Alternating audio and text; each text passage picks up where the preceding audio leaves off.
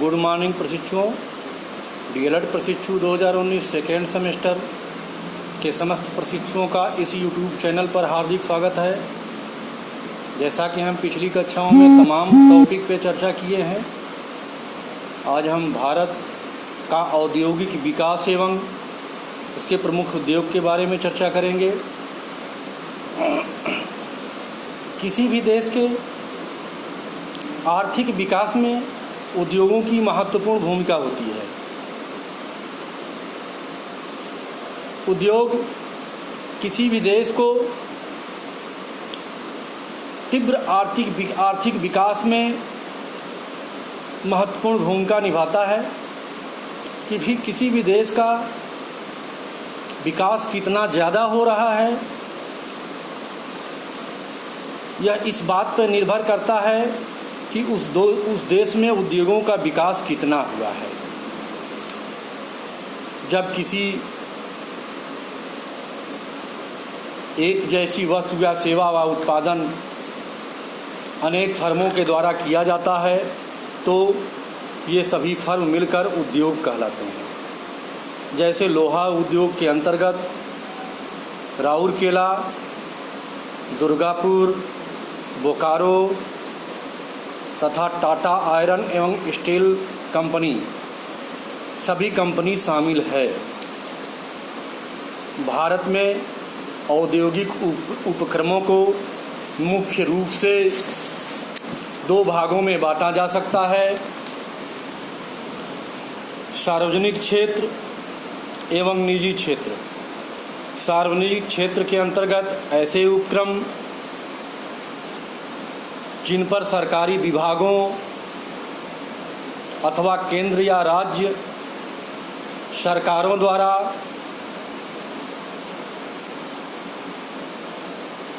स्थापित संस्थानों का स्वामित्व होता है, सार्वजनिक क्षेत्र के उद्यम कहलाते हैं। इसका उद्देश्य लाभ कमाना न होकर अर्थव्यवस्था को सुदृढ़ बनाना तथा सामाजिक कल्याण में वृद्धि करना होता है। निजी क्षेत्र ऐसे सभी उपक्रम जिन पर किसी निजी स्वामित्व, प्रबंध और संस्था का नियंत्रण होता है, निजी क्षेत्र के उपक्रम कहलाते हैं। इनका उद्देश्य अधिकतम लाभ कमाना होता है। ऐसे सभी उपक्रम जिन पर सार्वजनिक क्षेत्र की संस्था और निजी उद्यम का संयुक्त स्वामित्व होता है, संयुक्त क्षेत्र के उपक्रम कहलाते हैं।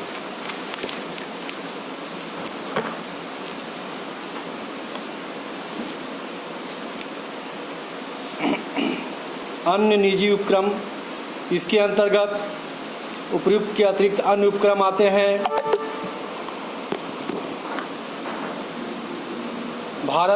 भारत में स्थापित औद्योगिक विकास व्यवस्था को दो भागों में बांटा जा सकता है: कुटीर एवं लघु उद्योग तथा बड़े पैमाने के उद्योग।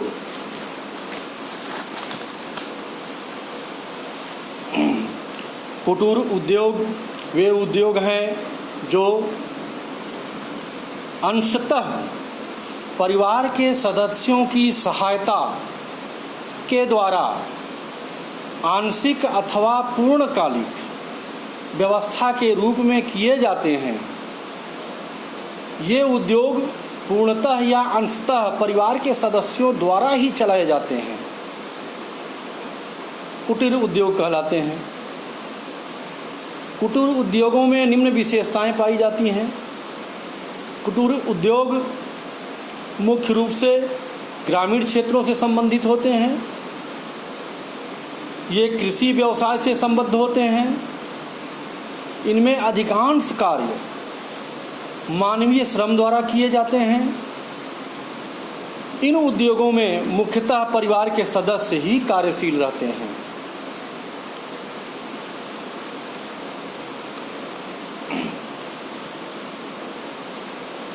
लघु उद्योग को परिभाषित करने में मशीन एवं संयंत्रों में किए गए विनियोगों को आधार माना गया है।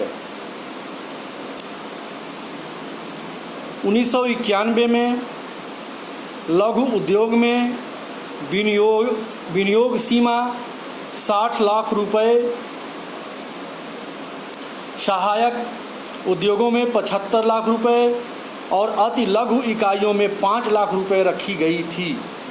बाद में लघु उद्योगों एवं सहायक उद्योगों को विनियोग सीमा को बढ़ा करके 3 करोड़ तथा अति लघु इकाइयों की विनियोग सीमा को बढ़ाकर 25 लाख रुपए कर दिया गया है। वर्तमान में लघु उद्योगों में निवेश की सीमा 1 करोड़ रुपए है।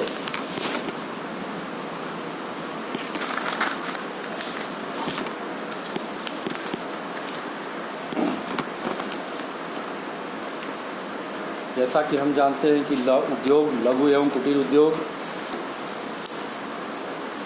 में तमाम सीमेंट उद्योग, सूचना प्रौद्योगिकी उद्योग, कागज उद्योग आदि है। भारत में कुटीर उद्योग, कांच उद्योग, रेशम उद्योग, लाख उद्योग आदि है। लघु एवं कुटीर उद्योगों का क्या महत्व है? ग्रामीण अर्थव्यवस्था के अनुकूल हैं, बेरोजगारी में कमी लाते हैं, आय की विषमता को दूर करने में सहायता करते हैं, व्यक्तिगत एवं कला का विकास होता है, कृषि पर जनसंख्या के दबाव में कमी आती है, औद्योगिक विकेंद्रीकरण में सहायता देती है,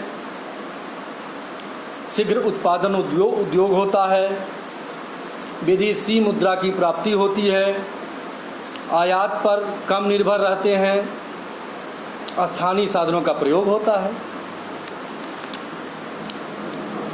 लघु एवं कुटीर उद्योगों से हमको इन चीज़ों में लाभ मिलता है। बस आज यहीं तक। धन्यवाद।